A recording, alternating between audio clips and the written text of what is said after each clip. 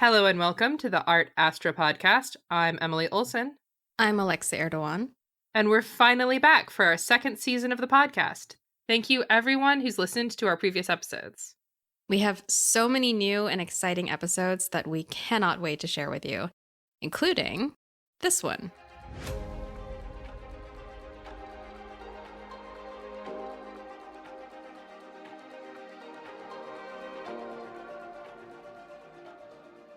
So today we have a wonderful guest with us. Schuyler Towne is a historian and anthropologist of security technologies. He was an early fixture in the American lock sport movement, known for co-founding the Open Organization of Lockpickers U.S. chapter and launching Non-Destructive Entry magazine.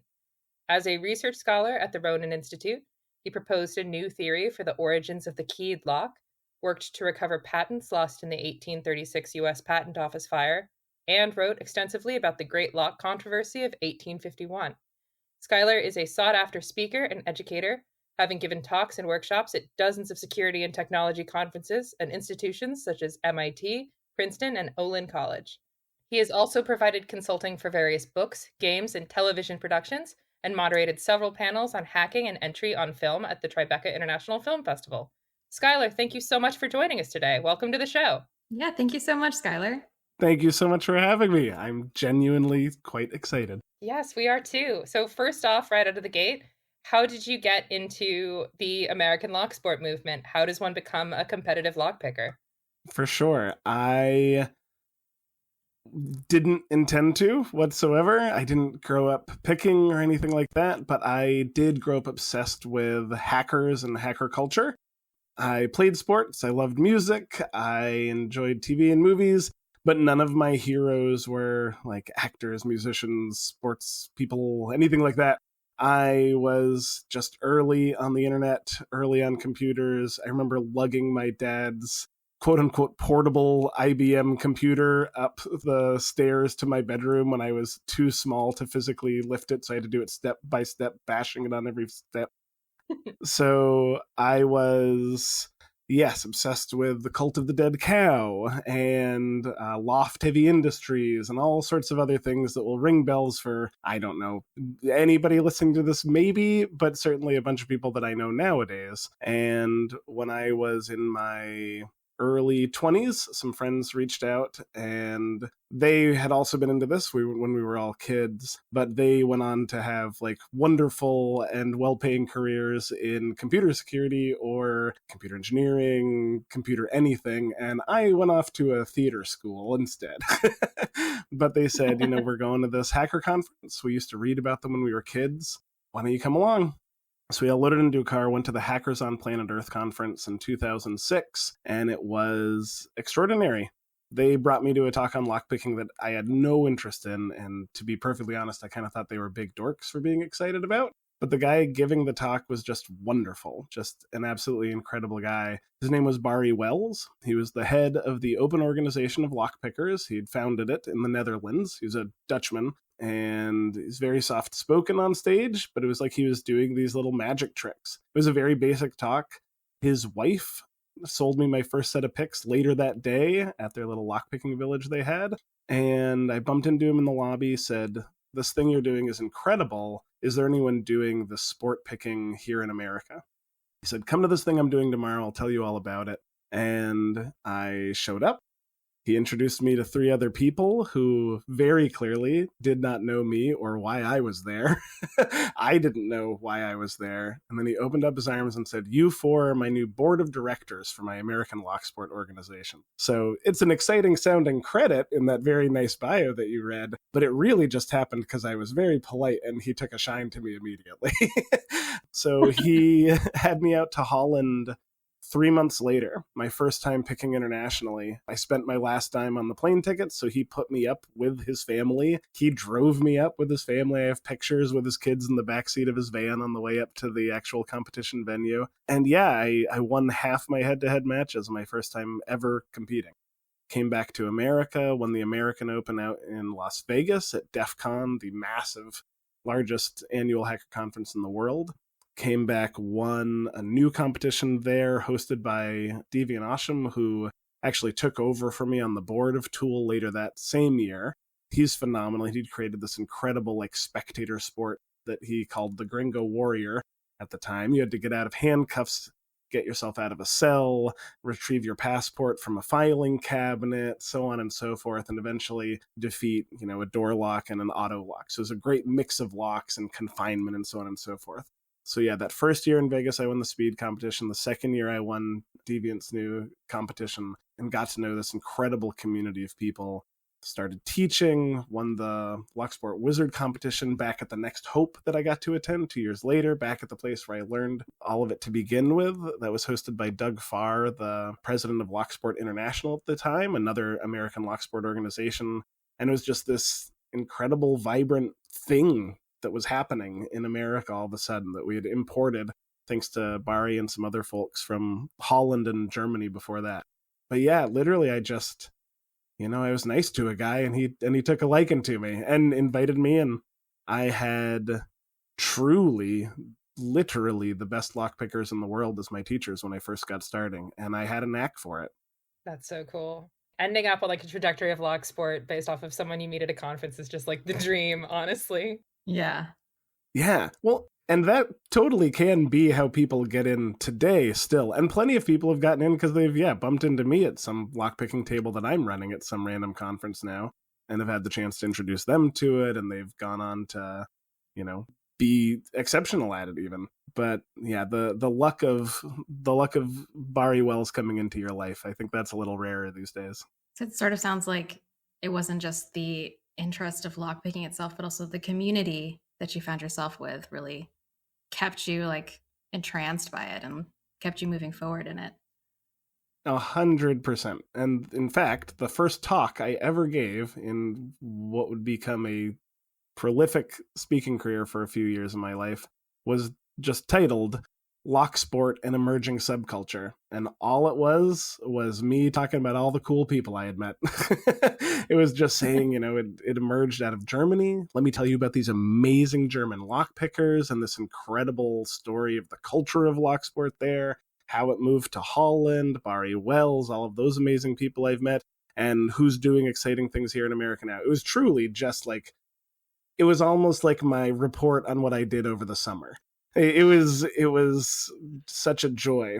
First talk I ever gave at any of these conferences as well was truly just about that culture, because the community itself was extraordinary. And even though I don't pick competitively anymore, and I don't know, charitably I would say that I take long periods off from the community, but I'm kind of always coming back to it. There are individuals that I know in it now, but I'm not steeped in it the way that I used to be. But God, I really did love it. Yeah, the people in the competition, those were the things that really drew me in deep and quick. Mm-hmm.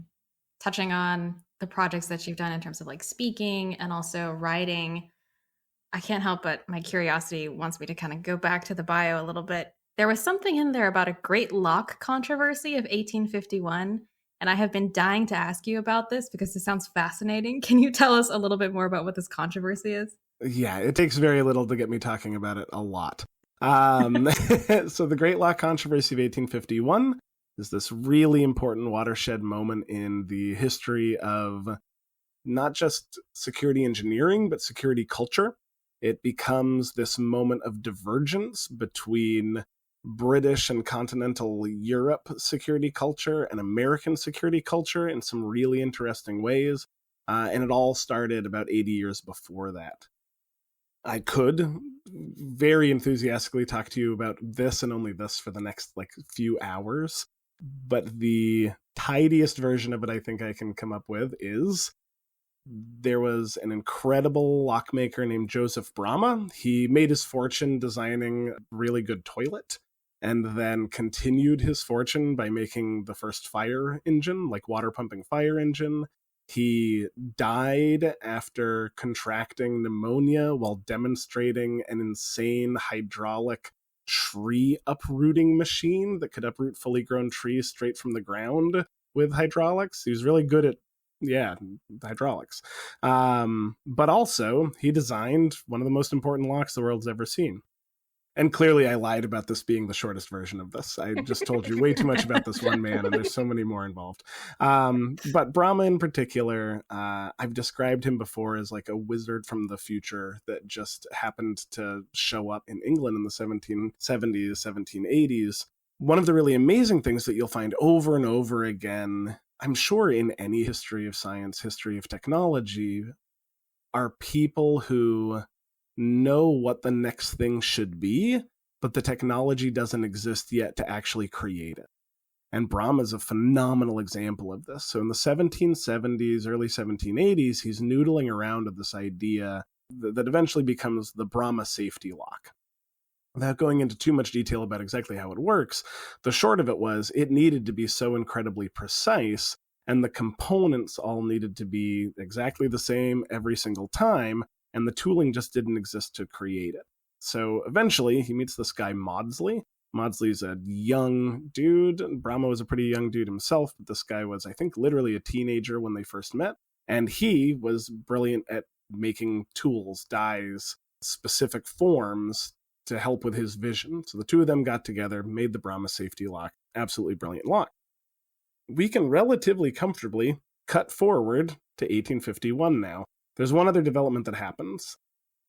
Jeremiah Chubb, as a response to a competition that was being held by the Royals to find a lock that could alert you to an attempt on it. So it would have to alert the user to somebody having tried to pick it. So Brahma's detector lock comes about in, I believe, 1911.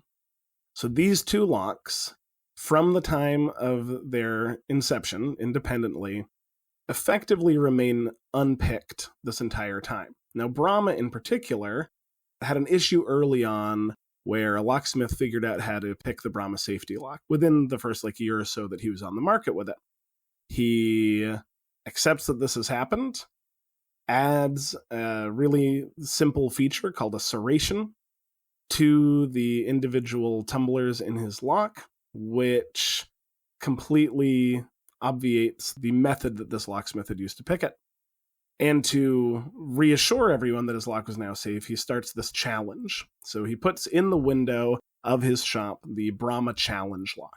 And the Brahma challenge lock, from sometime in the 1780s, I forget the exact year that the new model gets put out there after the initial picking attempt, through to 1851, nobody successfully opens the Brahma challenge lock. Chubb, his lock in 1911, phenomenal detector lock. Nobody, maybe, opens his lock. There are many more rumors of his being opened, some of which seem pretty solid, but no public openings, no big competition openings. Brahma's lock in particular gets a ton of challengers, and a lot of really interesting challengers, and Chubb's does as well. Brahma's in particular, though, the terms would typically be that you would have 30 days to work on this thing. And Brahma's version of this challenge winds up being taken up by other manufacturers of other locks, and even translates across the ocean to America, where this dude, Alfred Charles Hobbs, A.C. Hobbs, is starting to make a name for himself in the lock-making world. He's partnered up with Day and Newell, a company out of New York. He's going to be a salesman for them. He also contributes some mechanical engineering to their product generally, but in particular, he's an incredibly talented lockpicker, and the way that he sells their locks is he shows up to one of these competitions, he picks the lock, he sells them a Day and Newell. Does this over and over and over again. Now, as I said before, typically, pickers were given 30 days to work on these locks, with long periods, sometimes even, unmonitored periods of time with the locks. And this is what he would wind up having with the Brahma safety lock. But in America, he starts opening these locks in 20 minutes, 30 minutes. So all of a sudden, what he is able to do has compressed the impossible time to open some of these amazing locks that are coming out around this time really, really dramatically. So, Crystal Palace, the Great Exhibition of 1851, Britain showing itself and its colonies off to the world, all of the industries gathering in England, big year-long event in a gorgeous setting, and Day and Newell send Brahma out to promote the Day and Newell paratoptic lock. And to do this, Brahma intends to pick the only 2 perfect locks in the world. Now, genuinely, the British believed in the concept of perfect security. You can follow it through their literature and so on and so forth, and someday you can either read my Never Submitted to Anyone pilot, which is much more fun to read, or a really long paper breaking down all of this stuff. Whatever floats your boat. But it'll take you through all of the reasons that I really earnestly believe that the British believed that perfect security existed and Brahma had found it. The Americans, we didn't believe that. And this culturally is where this division starts to take place in our security cultures. So, Alfred Charles Hobbs rolls into England, almost immediately manages to pick a Chubb lock. Almost immediately manages to pick a detector. Doesn't take terribly long in the grand scheme of things. Within a few days of being there, he picks one for the first time, and people are there to witness it. Chubb and Chubb's sons, the family Chubb, freak out about this. They're not into that.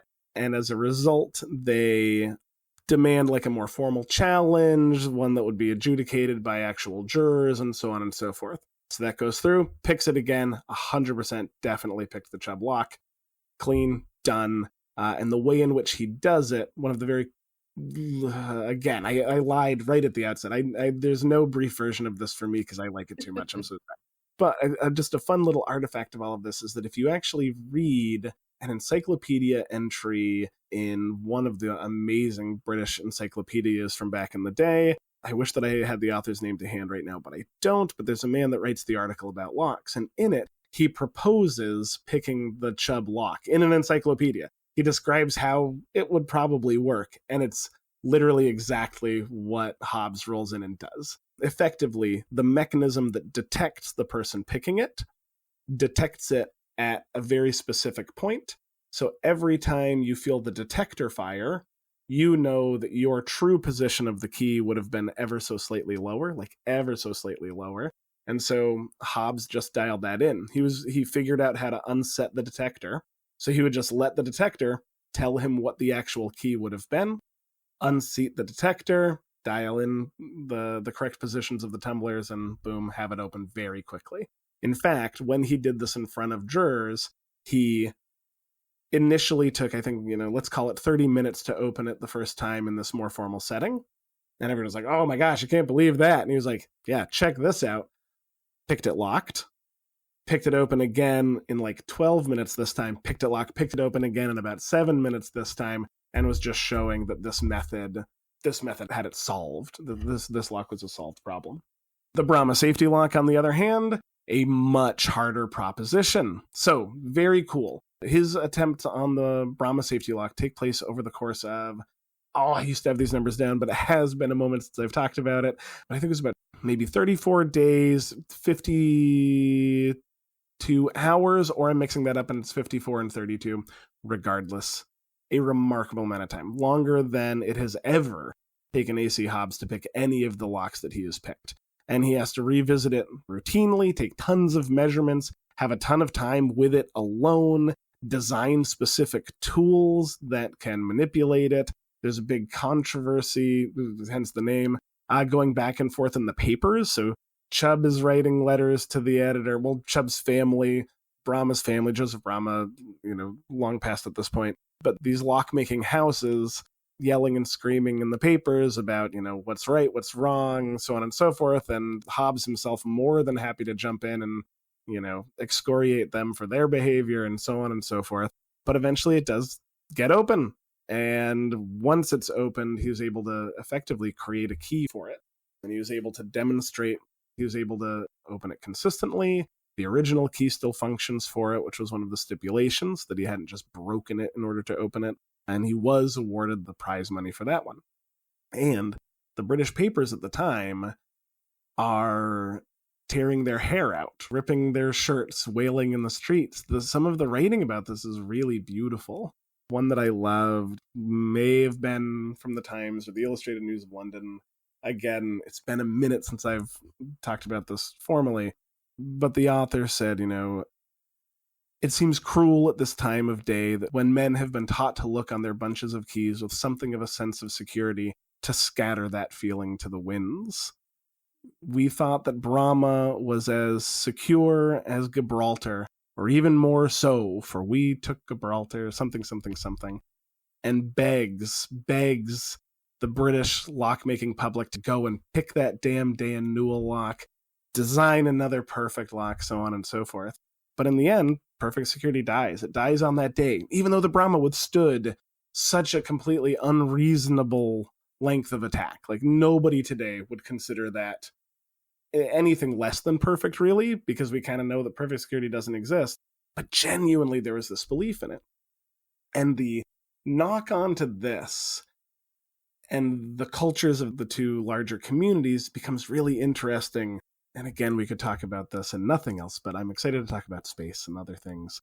But in particular, like there's a very small thing, okay? So in America, let's say you leave your house completely unlocked, you go off to the store, somebody comes in and takes a bunch of your stuff. They still broke into your house and burgled you, for sure. The insurance would pay out, there would be charges, so on and so forth. In England, if you didn't lock your door, you would potentially be responsible for that having happened to you. That is a real oversimplification, and that is not universal across Britain. But that same idea, there are places that will do that.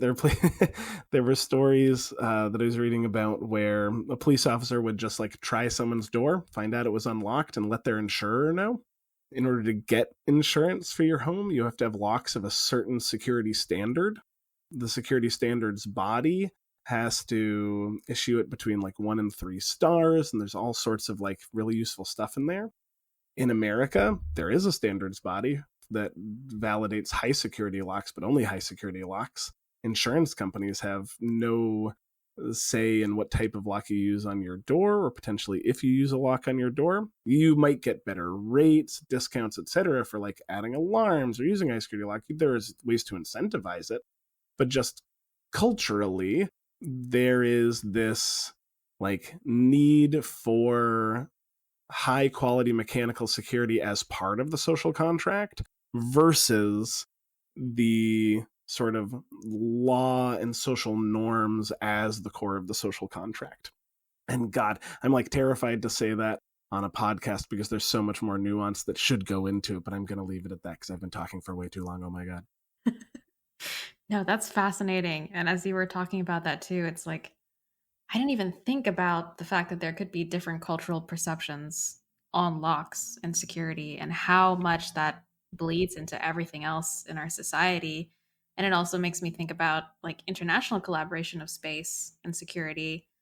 The blend of all of those cultural perspectives on security is really interesting, and like space is a unique place to explore that, especially. Absolutely, especially as India are getting into space now and more in there, because there are some incredible security traditions in India, and obviously it is a massive and diverse country with so many different pockets, but there's like a deep handmade lock crafting culture in many parts of India. And at the same time, there's this very interesting sort of social rejection of mechanical security and security norms in areas as well. Like a dream of mine would be to someday spend like 6 months in this incredible city called Shani Shingnapur, where people live without locks, like full stop. Even a branch of a national bank wanted to come into town, and just culturally, they wind up having to get sort of permission to just be staffed and guarded around the clock because the community wouldn't tolerate them having locks on their front door for the bank. And to my knowledge, they're the only like large and modern community in the world that lives without locks, and they've done so for many generations. Most live without doors, in fact. And they'll have curtains drawn across their living spaces, and they have amazing cultural traditions around community, security, being watchful for one another, being watchful of one another, so on and so forth. Just absolutely incredible. And contrasted with massive lock-making, like tiny small industry, but geographically dense lock-making industry throughout other large swaths of India and exporting a ton of locks as well. Really, really amazing mix of traditions in that country. That's fantastic. And we'll be sure to also be including links in our show notes for listeners to also look into these, because I know that we're going at kind of a clip, but all of it is just so cool.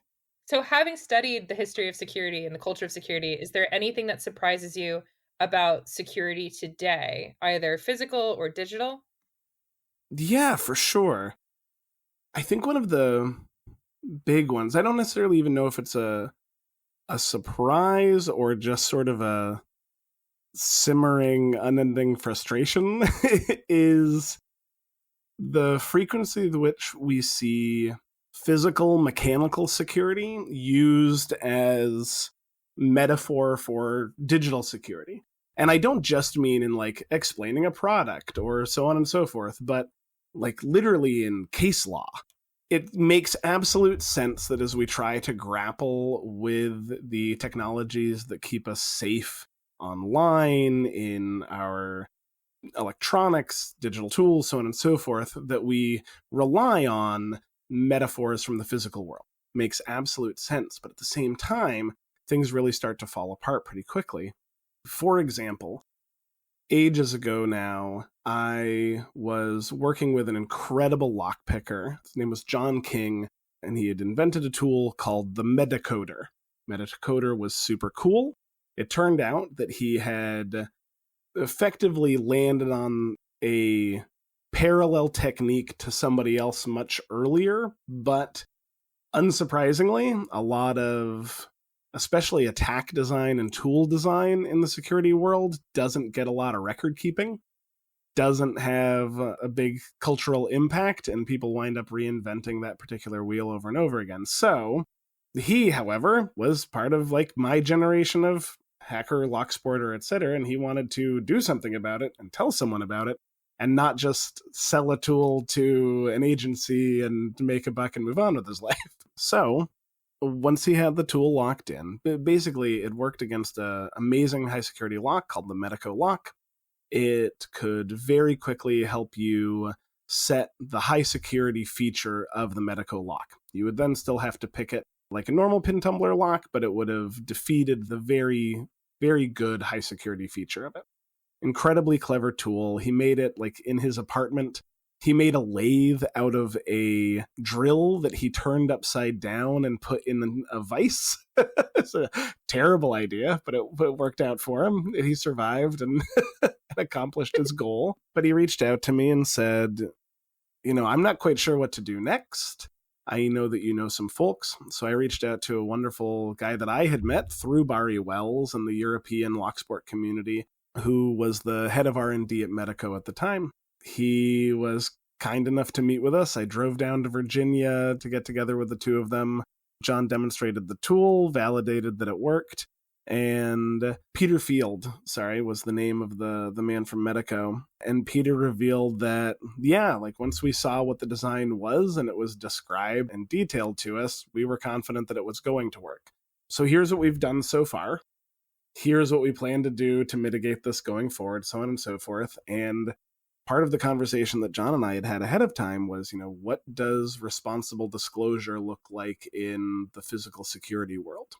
And it worked out really nicely, honestly. Peter Field wound up co-disclosing with us, published a paper to the Locksport community that was really lovely, kind of like welcoming us into the fold of the tradition of security engineering, which was really nice. They had a fix out for it. It took the time to get the machines running and the parts made and so on and so forth. So we held our publication for a little while, so on and so forth. However, even with it all having gone perfectly, my guess is approximately 0 of the affected locks were ever actually repaired. The reason being that when you talk about patching something in the digital security world, hopefully the devices that you're dealing with are connected to the internet. You can push something to them. Yes, people don't always update. Yes, people ignore it, so on and so forth, but you can at least get the patch on their doorstep. You can at times force them to stop engaging with something if they don't update.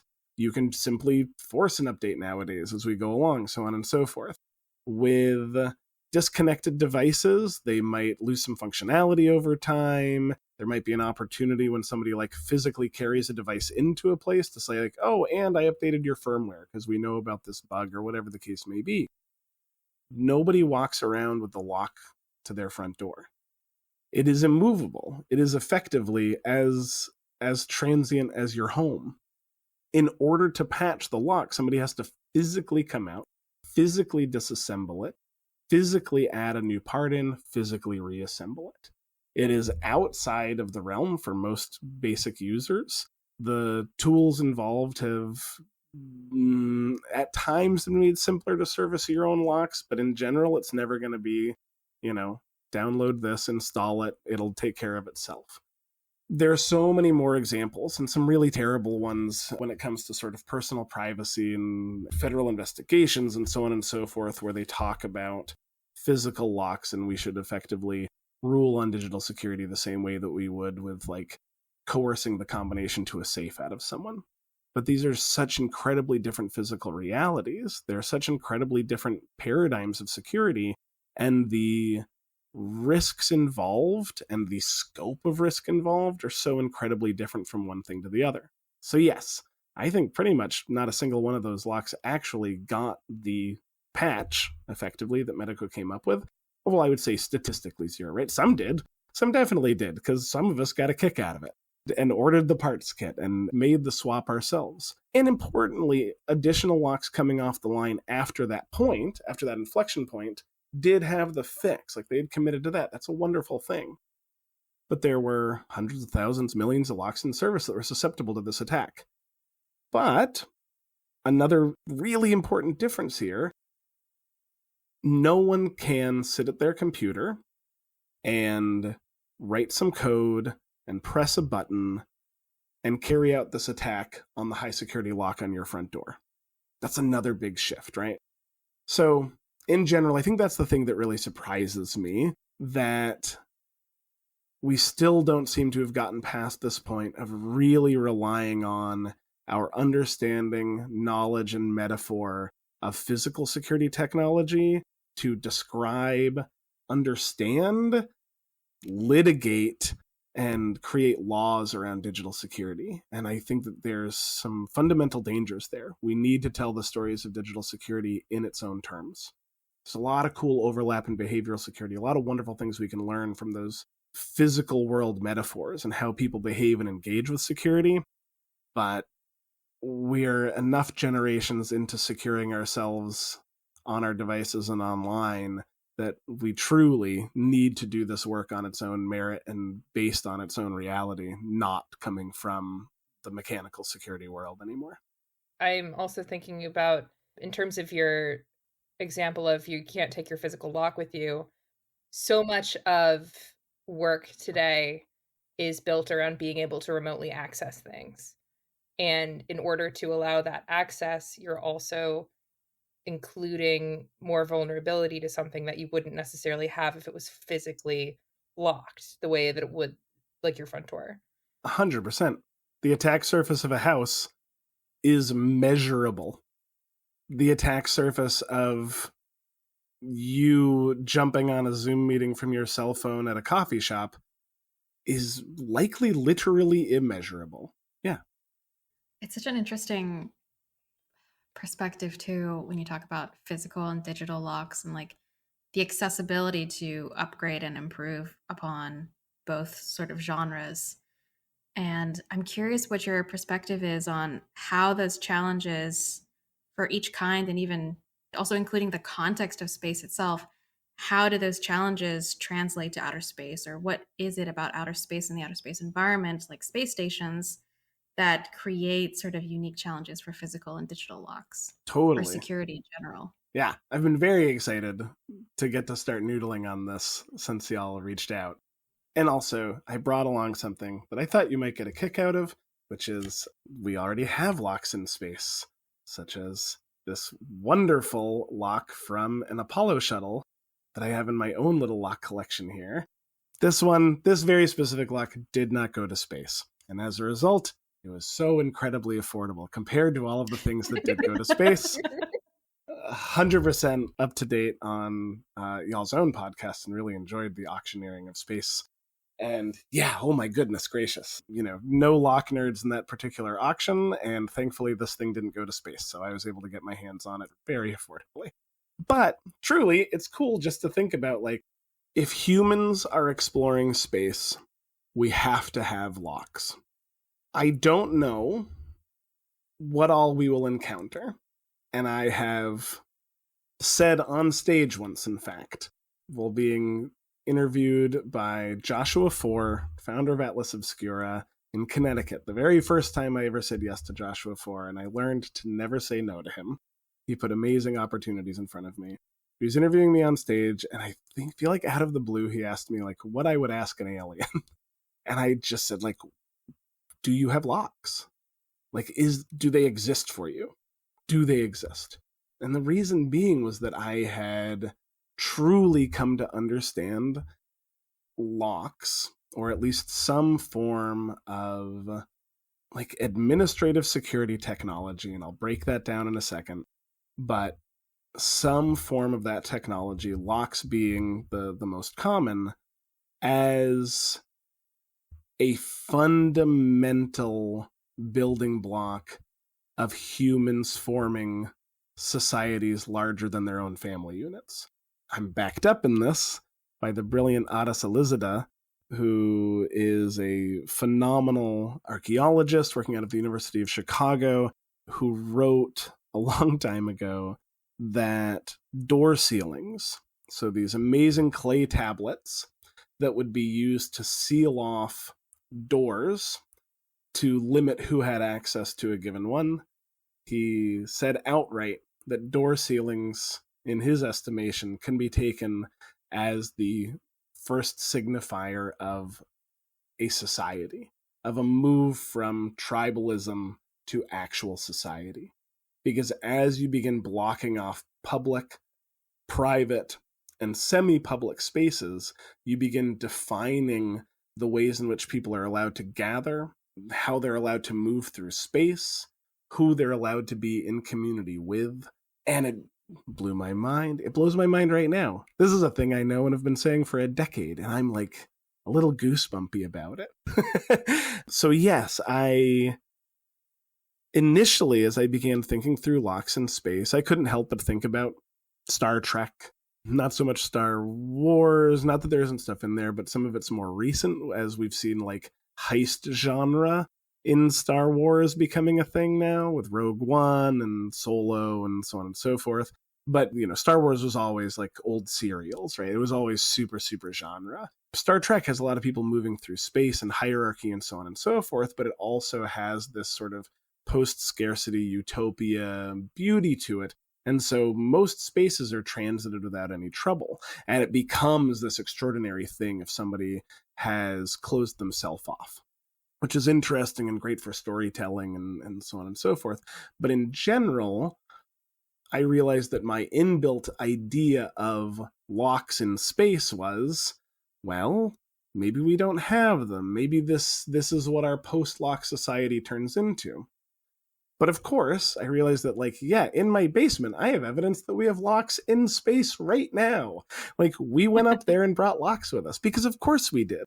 Because locks are this fundamental administrative technology of society and of social order. And so long as society and social order continue to exist, we're going to use locks to administrate those spaces, to facilitate movement through those spaces, so on and so forth. Now, there are interesting things within that, like what kind of locks are we going to have in space? What does that look like? What are the security cultures of, multi-generational space-dwelling human beings look like? I'm fascinated by all of that. What does the security culture of the first colonized planet look like if it's a British colony versus an American colony versus an Indian colony? Like, truly tying right back to what we were just talking about, that we already, terrestrially, have these incredibly diverse security cultures that already exist. And what we will bring to space is ourselves and our social structures and our social norms. And so many of those are backboned by security technologies. I think one of the really amazing things, as a matter of fact, as we've become more intertwined, more connected to each other, and it's funny because I truly often think like a historian, and in my mind I was thinking, as we so recently have become more intertwined, I'm thinking many hundreds of years ago, the concept of a shibboleth, of a word that someone in a community pronounces in a particular way. And so that when outliers from that community are moving back into physical spaces inhabited by other people that pronounce that word in the same way, they can literally say the word, say shibboleth, and be known to be part of that community and culture, even if they don't have a direct, familial relation to them. So this idea of the shibboleth is ancient, of course, and real, incredibly real. But to me, the really remarkable thing is that we've always needed that historically, societally, etc. And we still have that in many ways, right? You catch somebody with a similar accent to your own and you get interested and excited to learn a little more about them. You hear about somebody that, went to school up in the place that you're from and you want to talk about those physical places, the people maybe you knew, so on and so forth.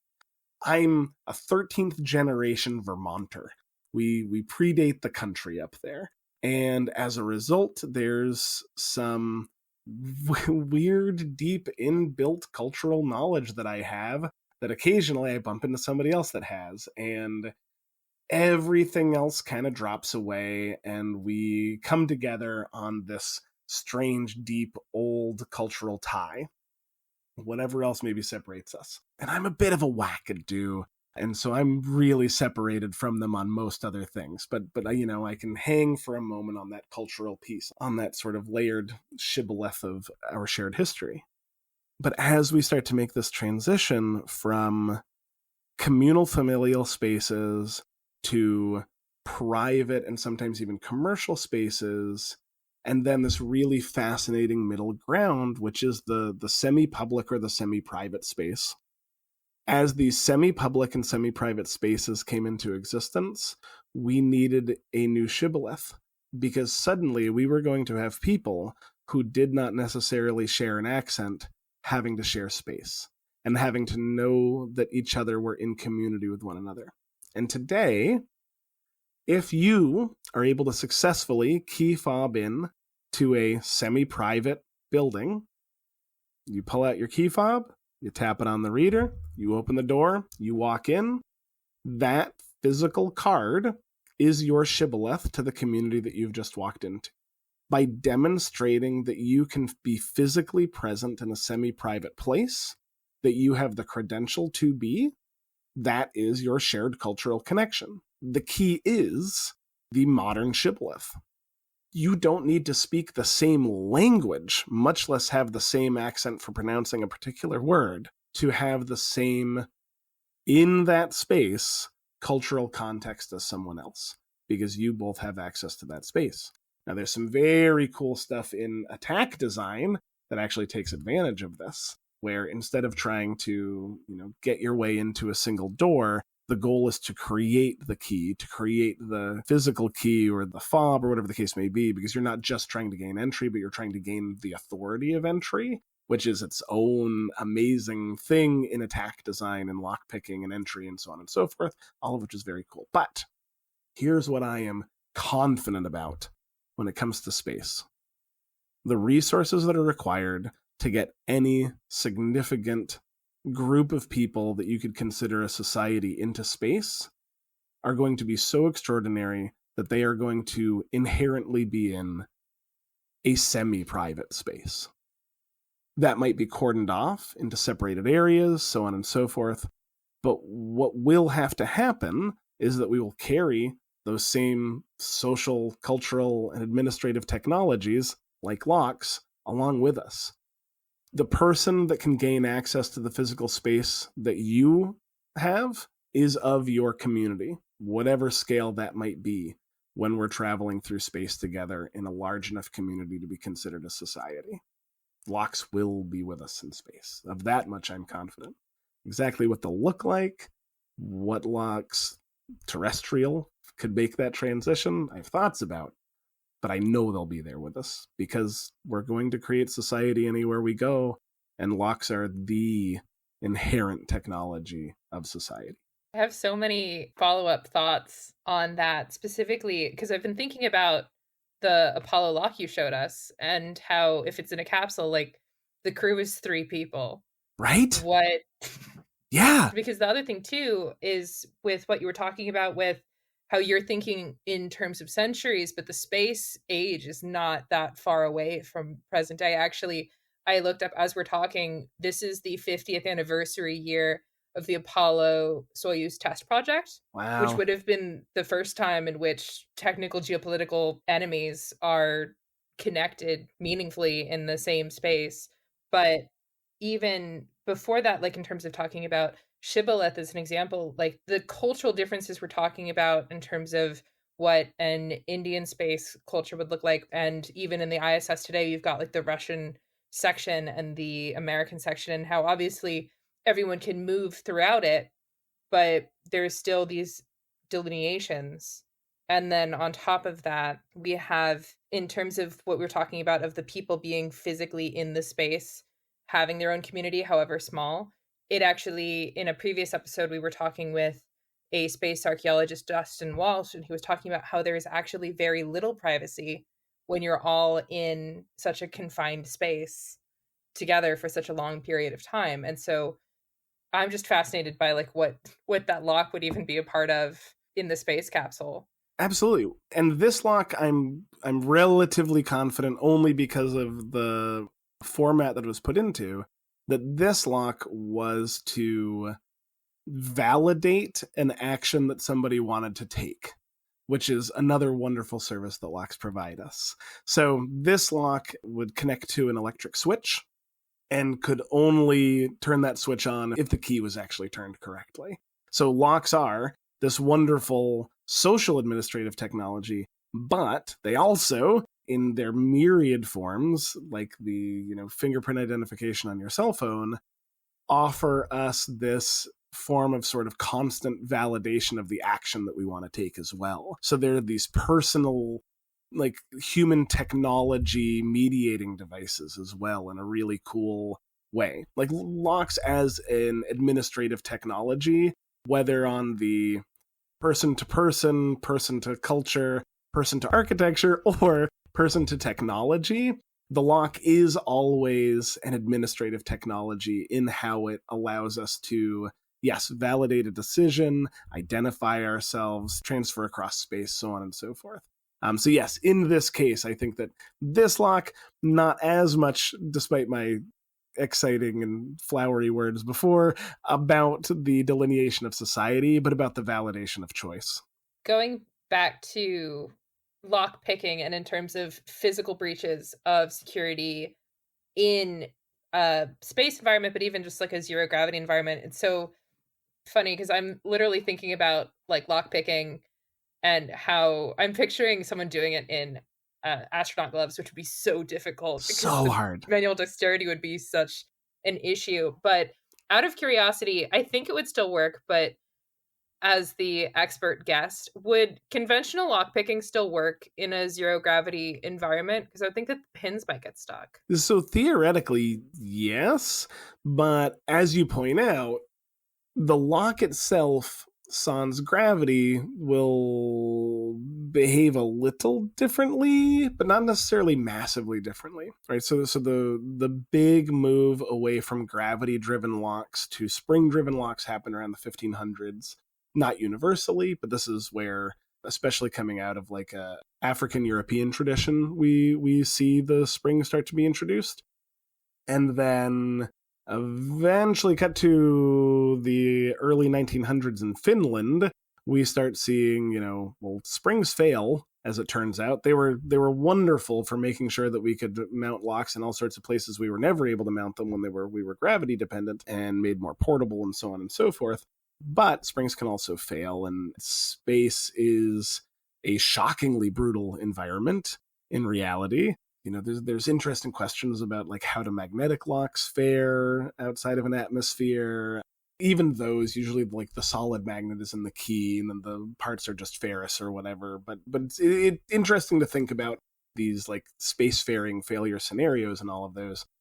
Regardless, as far as actual lock picking is concerned, whether you're picking against a spring or whether you're picking against something like a disk detainer lock, and disk detainer locks are my vote for our spacefaring locks. If anybody is listening and I get to provide any influence, in particular, there's a great line of locks, the S&G Environmental. What I like about them is that they're used at like northern rail yards where they're going to just be out in the frozen permafrost for a year or two before anybody needs to open them again. And they work. And a big part of why they work is there are no springs. They are dead simple. You could stuff them full of dirt and then just shake the dirt out of it and the key would still go in and work just fine. Locks like that, locks that are designed to work in extraordinary environments terrestrially, I think are a great bet to work in the extraordinary environment of space. But my big question is, and I don't have a great answer for this, what's it going to feel like to pick in 0G? What's it going to feel like when the sensations of your own body are so out of sorts that you still need to like see through your fingers? Like truly, lockpicking really is visualizing something inside of the lock through what you feel through your fingers. It is absolutely seeing through your fingers, as silly as that sounds. And the best example I have for this, and kind of my best guess, is picking underwater. So a guy that I mentioned, Doug Farr, wrote for me in Non-Destructive Entry magazine about doing diving and lockpicking while actively diving. It was something that he was excited to try. He did it. He wrote a wonderful piece about it in Non-Destructive Entry mag back when that was a going concern. And it was a hoot. Potentially there is some utility for it. I can't really imagine, but you can certainly, when you get to be a very good lockpicker, you get to have a really rich fantasy life about like exactly what sort of James Bond scenario you're going to be in as you're picking the hatch to the Russian sub in the middle of the Atlantic or whatever.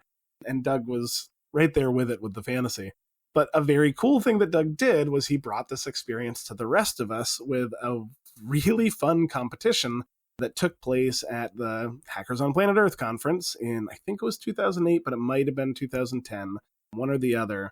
But he created these amazing watertight, like treasure chest looking stations, and he would have head-to-head picking with a big watertight box for one picker and a big watertight box for the other, a bunch of padlocks locked inside, and then the water level slowly rising.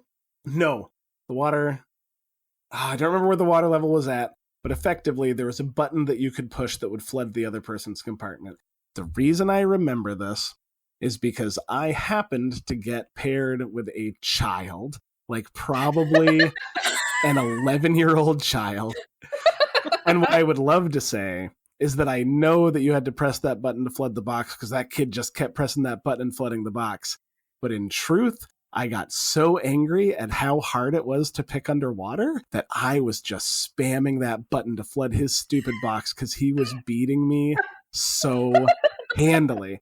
I had just won. Like the day before, I had won this amazing blindfolded lockpicking competition called the Locksport Wizard Competition. Wonderful competition, also invented by the brilliant Doug Farr. And I was really feeling myself, and this 11-year-old took me to school. But picking underwater, so I think what it was, they started flooded and they would slowly drain, and then you could add water back into your opponent. But he could do it. You should have him on the podcast to talk about lockpicking in space, probably. I'll track him down. But I couldn't believe it. It truly, it felt like more so than the blindfolded lockpicking competition that I had won the day before. It took my sight away. It was amazing. Picking underwater, I had no idea what was happening in the lock anymore. My senses were just gone. Yeah, really, like, internally took that sight away from me completely. I genuinely don't know if I used appropriate language with this kid. I hope I did. But people were dragging me for a long time about how clearly actually angry at a child I got. But he was great. I think after I finally lost, I calmed down and congratulated him. But yeah, in the moment, I'm a fierce competitor. But yeah, so that's the only thing I have to compare it to, and it worked out terribly for me. So I shouldn't be first in the shuttle for whatever James Bond space lockpicking mission we have lined up. On the plus side, you may have inspired that kid to become like the first lockpicker in space or something. God, so. I'd love it. Get in the comments. Let us know. Actually, as you were talking about that, it made me think about how everything is so interconnected, especially when it comes to space. If there are different type of lock designs that eventually we have to create once we get more like interplanetary as a species, I wonder if that itself will have an impact on like how we're designing our spacesuits. And like Emily, you were saying like astronaut suit gloves. I can't imagine doing like basic tasks in that, much less something that requires such fine control. I wonder how that sort of interaction between spacesuit design and locks is going to play out too in the future. Like, let's imagine that, yes, you have to transit from one vessel or one habitation to another, and you have to do it in an environmental suit. How do you... And, take the step of imagination one step further. Like, and this is a common enough thing that we have to know who's in the suit, that they're allowed to come through this door, and we can't always do it, verbally, code words, so on and so forth. Like, at some point, we have to replace the shibboleth because this is just a common thing, a border that needs to be crossed over and over and over again. I think there's some interesting stuff in suits themselves having an engagement with some sort of port so that you are potentially having a biometric identification within the suit, and then the suit transmits some information into whatever it is that impedes the progress at the door. My guess would be that we're going to be living in that sort of realm of interesting sci-fi design, more so than we will in like really whacked out spacey biomechanical lock designs. But I think that's cooler. Space steampunk. Yeah. Yeah, of course. But, I think the reality is the technology that we are... right now you already have, like, it's not an environmental suit, but very frequently now, and speaking to what you were saying previously, Emily, about how there are so many layers of just like basic going to our work and doing our job, like layers of interesting security between here and there that happen. And very frequently, our phones are the in-between for that, right? Like, our phone will accept the PIN, the password, or the biometric data that validates that the correct person has the phone. And then the phone validates to whatever the system is that, yes, we're here signing on, doing the more complex math in the background to gain access, right? I imagine that environmental suit, if that's the situation that we wind up in, having to transit from one space to another, one vessel to another, that same workflow that feels really boring already, just toss it up into space in a slightly different form. And this is one of those places where I do think that... So this is that important distinction again, right? Seeing how we engage with our phones as a security technology, not just us accessing the phone, but the phone itself having become this token system for us in so many ways. That flow of behavior, that path that we potentially have, that we can now map on to a new scenario, so on and so forth, super useful in designing those technologies and experiences and behaviors around using that technology in the future in a new context. Terrible, however, to use whatever laws maybe we come up with right now about how we can use our phones to access things and then map those onto some person in a spacesuit in 50 years moving from one habitat to another. But should I be lucky enough to live that long, I'm sure I'll be complaining about us doing exactly that. Oh my gosh, that's such a good point. That's such good insight. So we've talked a little bit about science fiction previously with like Star Trek and Star Wars. Do you have any examples that you think depict a particularly good futuristic security system? Either it could also be TV, but also in video games or books. And then also, as a counterpoint, are there any examples that you think do a particularly awful job? So I was really excited for a game that unfortunately didn't wind up coming out. So this is a terrible answer. But for the two other people in the world that were excited about this thing existing, there's a game called Hyenas that was going to be like team heisting in space. Really like borrowing from the genre expectations of both of those things that looked like it was going to be really fascinating. Unfortunately, it got shelved, so we didn't get to see what the end result was. But in truth, I personally haven't seen a ton of space exploration entry that I found super interesting. The ways in which we maybe use it to tell a story, I think, is phenomenal. In classics like 2001 and trying to find ways in which to create human spaces of privacy while shutting out a computer that has control of the physical and secure spaces. Finding the little pod to have a conversation with, only to be found out that your lips are being read by the computer, so on and so forth. Like, I actually think they do some really amazing things with what security and trying to create security and create privacy and all of that. Like, I think that's really beautifully done and really tense and incredible in 2001. But as far as like depictions of a really cool lock or depictions of overcoming a really cool lock or something like that, every example I've seen is just one person throwing a computer at another computer. And it's a bummer, right? Like, yeah, it's cool when something flips out of R2-D2 and goes into another computer and unlocks a thing for somebody down the hall. That's totally cool. But also, I'm just such a huge mechanical security nerd that what I want to see is, what the security technology of the other, interplanetary superpower in the galaxy is, and how we have to figure out how to create human tools that can manipulate that, so on and so forth. And there's some interesting stuff in there in hacking and in entry for sure.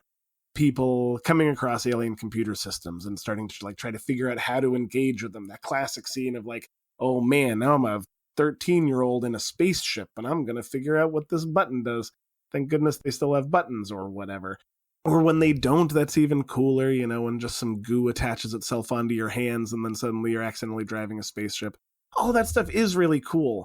I just, racked my brains, watched some back episodes of some things, watched a couple of movies, and there wasn't anything that really gave me that old school Rafifi, I'm going to show you 10 ways to break into a safe sort of vibe that we have from kind of mid-century American, European media.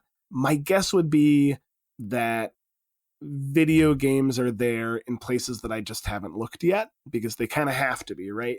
Because lockpicking as a mechanic is fun, and it's going to be fun in space too.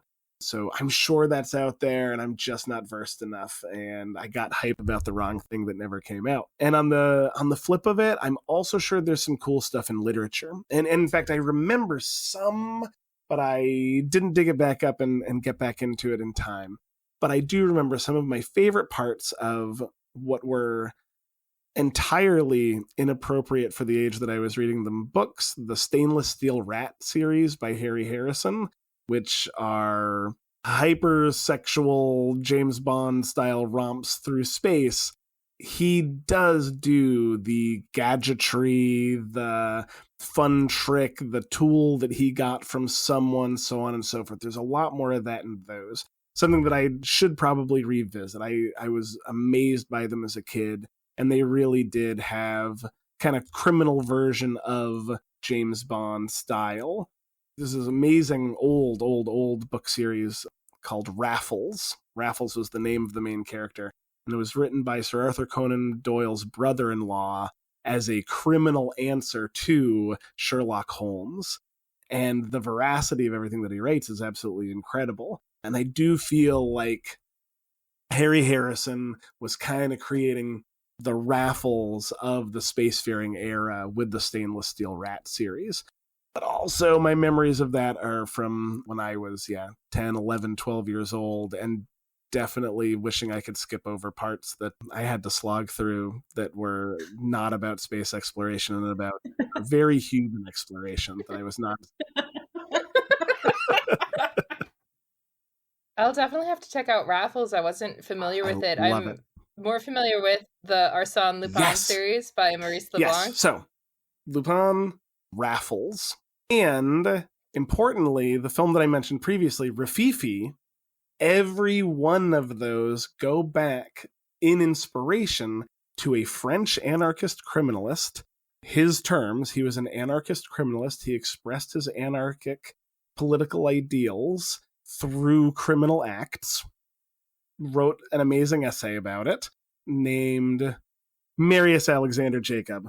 And one of his signature moves was that he would rent out an apartment directly above an apartment that he either intended to rob or where he intended to tie up the tenants of to rob something else, whatever the case may be. What he would do is he would drill through the floor, small hole, shove an umbrella through that hole, open the umbrella up, chisel out a large enough hole while catching all of the debris in the umbrella, chisel out a large enough hole for him then to slip down into so that he could then burgle the apartment, bring it all back up with him, and be out the door. You see this played out in an extraordinary 40 minutes of silence in the film Rififi, which is absolutely incredible. So well done in Rififi that to this day, entry through the roof is called a Rififi coup, and there is a string of Rififi coups against Best Buys in America about a decade ago, where some Best Buy employee realized that the way in which they were putting up the banners for the new Apple laptops created this perfect triangle of protection from the cameras, from the security cameras.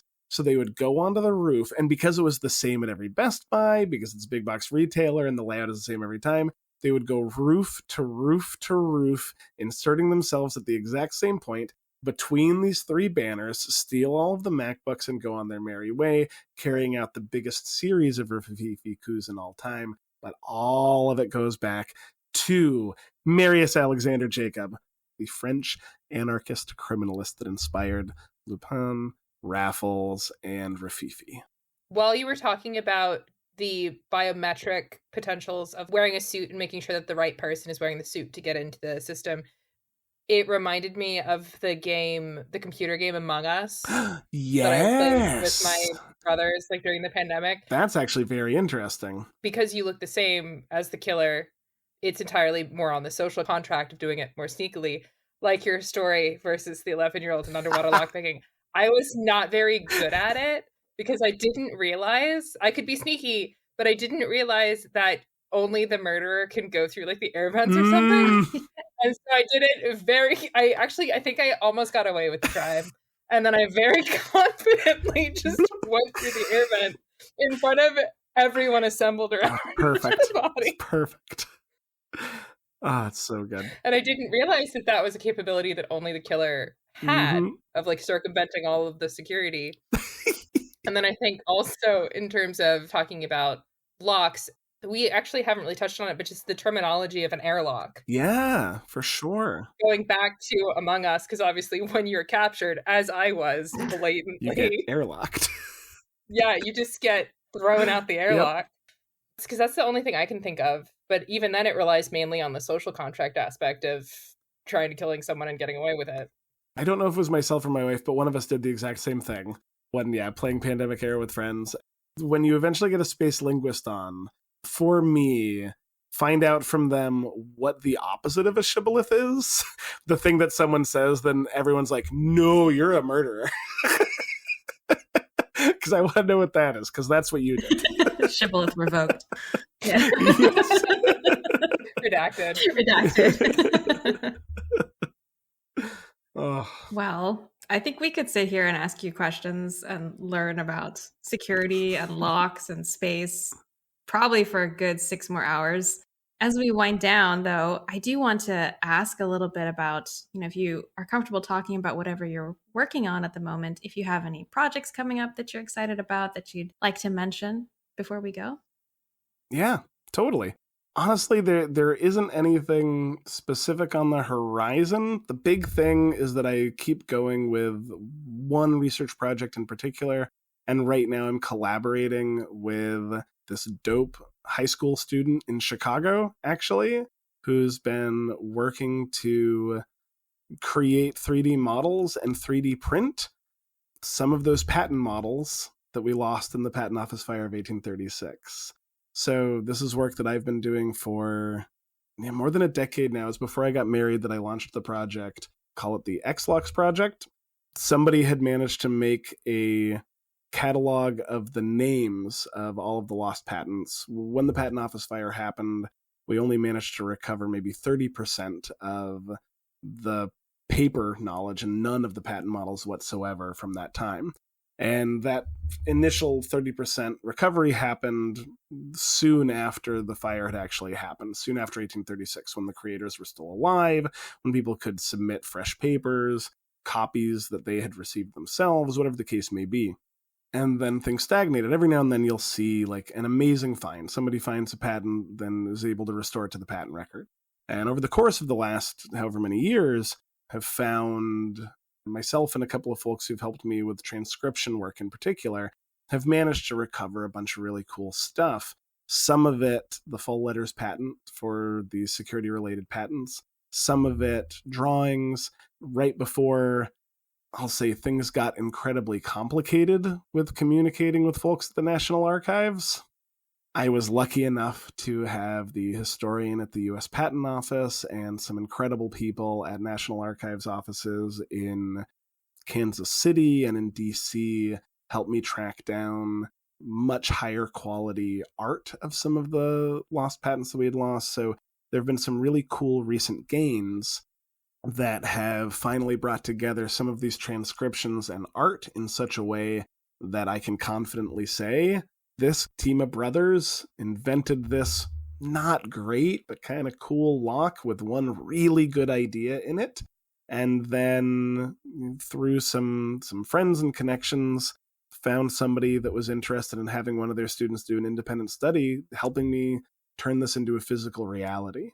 And that was one of my goals from when I first set out on this XLOX project, was in this ash, there's this incredible amount of lost cultural mechanical knowledge. And wouldn't it be amazing 200 years on from this event to hold one of these little pieces of genius in your hand? So I'm so excited for the work that he's doing. This is going to be the first time for this patent specifically. This is the Campbell patent. It'll be the first time in over 200 years that anybody has made this lock, which is so exciting. I'm incredibly excited to have a physical copy of this thing in my hand. So the XLOX project continues. This will be a really exciting sort of close of a chapter, so I'll definitely be writing about it. Where it'll wind up, goodness knows. But in general, just love this stuff. So yeah, if anybody ever wants to talk about locks, I'm not always the most consistent correspondent, but wow, you invite me on a podcast and I can just be asked questions and ruminate on locks for a couple hours.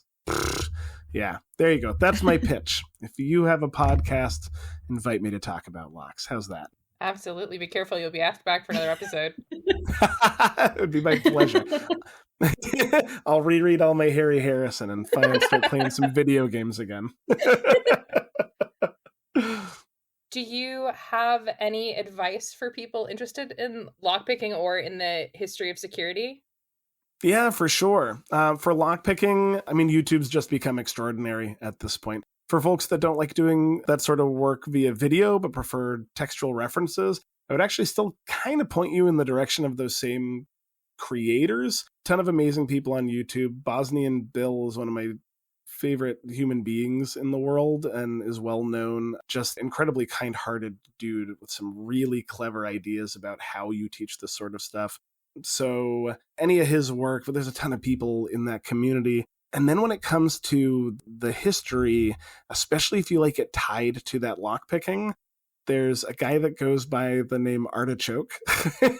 And on my own YouTube channel, I was so taken, just so completely enamored by the incredible deep dives that he does into manufacturers, into like the incredible specific nitty gritty of some really niche high security lockpicking, but not just how to do it, but like the history of the company that did it and the lawsuit that changed the lock and so on and so forth. And just like, so if you're anything like me, if you're listening to me and thinking this is a good way to be, and love you if you do, his work, I would recommend you check out Artichoke 2000 on YouTube. He truly just does such incredible deep dives on all of it. Obviously, my stuff is out there. My name is Schuyler Towne. I'm sure the funky spelling of it is in the episode title and description and whatnot.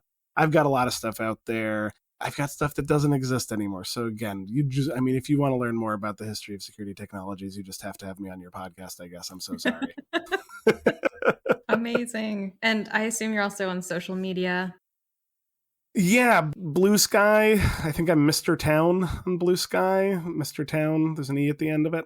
And yeah, hit me up. I really do love talking locks, talking security, talking how human beings are so inherently tied to the security technology. Yeah, that's my jam. Fantastic. Schuyler, thank you so much for chatting with us this evening. This has been so lovely.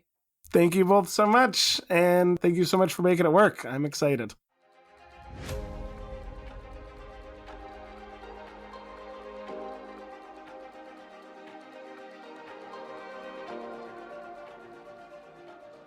And to our listeners, thank you for joining us this episode. If you like what you hear, please consider rating or leaving us a review on Spotify, Apple Podcasts, or wherever you listen to the show.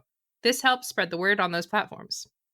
And if you think other folks in your life would enjoy conversations like these, feel free to share with friends and loved ones as well. All of our show notes, links to guest content, and episode transcripts are available on our website at artastra.space. And we're also on socials at Art Astra Podcast.